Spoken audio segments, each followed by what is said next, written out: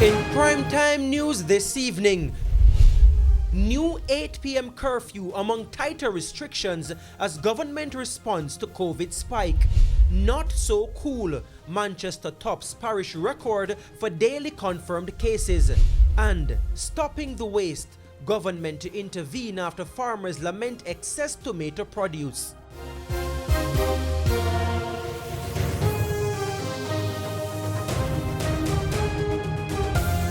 Good evening and welcome to Primetime News. We're live on air and online at onespotmedia.com. I'm Herman Green. And I'm Janella Precious. Also this evening, the top business stories of the day: sports commentary, E-Prime, and weather. But before the break, the feedback question. Our feedback question this evening: what are your thoughts on the government requiring people to pay the costs for state quarantine? You can share comments online, facebook.com/television Jamaica, and tweet us at Television Jam.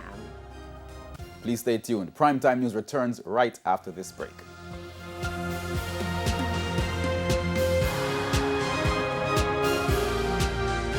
Primetime News brought to you by